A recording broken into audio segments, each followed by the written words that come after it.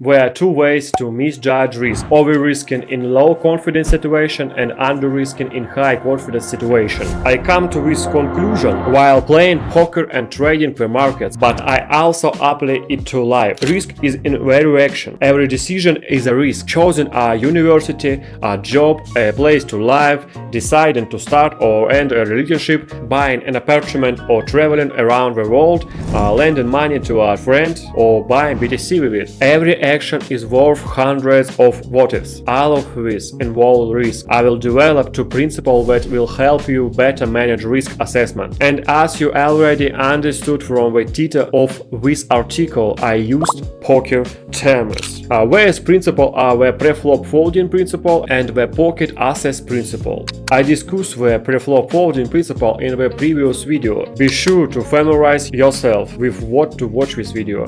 This video we discuss the pocket access principle. It sounds very simple.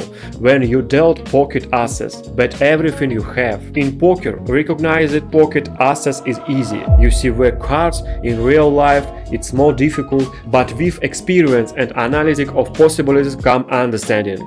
We live in a world where the strongest tackle countries, corporation and individual with greater resources and opportunities will always outperform countries, corporation and individual with weaker hands. Poker is no exception and operates on the same principles. Samples from millions of hands. The top 20 starting hands with two cards dealt at the beginning of the game take almost our profit in the game. If you can play only premium hands without attraction attention, you definitely should. And game in poker, modeling hand strength is very easy. You see the cards with almost you to confidently determine which hands to open and which to fold. But recognizing pocket assets become significantly more difficult as you move into more complex systems. In trading, every situation is unique.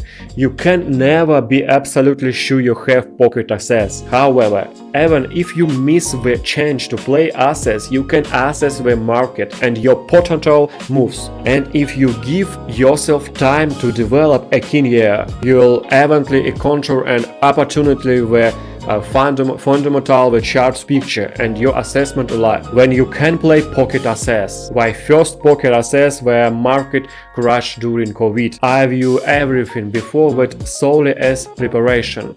Of course, back when I did think was preparing for something big. Such an assessment can only be made later, when you see point A and point B. But back when my trading experience analysis of the action of the world's largest central bank and the chart led me to one conclusion. I think I had a pair of assets. I pooled my savings, sold my car, borrowed money from friends, and in April 220 in investing Italo-American index, stage companions and gold. But crisis became the foundation on which my career still stands. Over the next 5 years, I had several pocket assets, but none compared to this one insignificance. This illustrated one of the principles that separates profitable traders from unfortunate ones, or more accurately, profitable investors from unprofitable ones. Being in the right place at the right time and seizing the opportunity.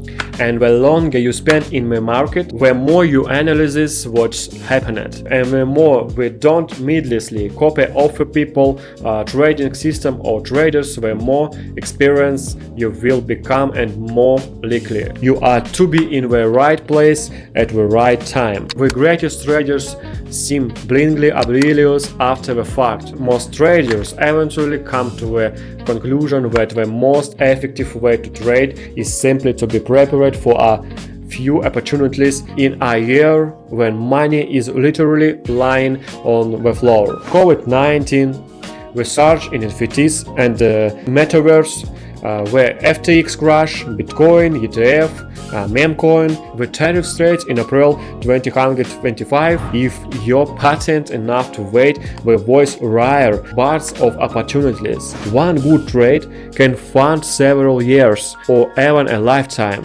However, life itself the hardest game of all. The deck is endless.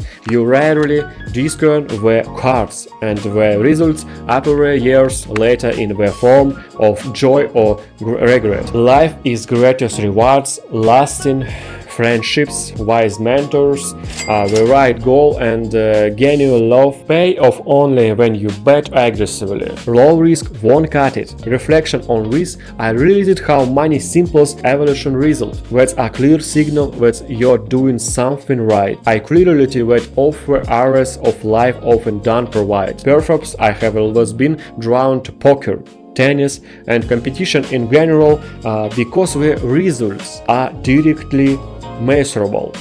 I know when I have pocket assets, and I know when I'm winning. This example simplifying complex system that helping me uncover the truth about myself and the world around me. My path from poker to trading was a progression of games with increasing complexity. I reach each plan. I become more aware of often to bet aggressively and when to simply fold pre-flop. People often overplay marginal hands. All people wistfully say they wanted to take more risk or that they spent their entire lives with the wrong person because of social conventions they unconclusively adopted as children. It's hard to fold the best hand you have ever seen. Plus, if you're playing good cards, when the assets finally come, you might miss them. But if you young, your pocket assets are probably still ahead. So develop patent, stay calm, focus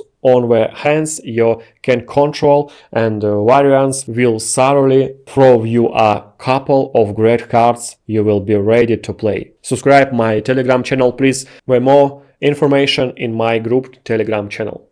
Subscribe.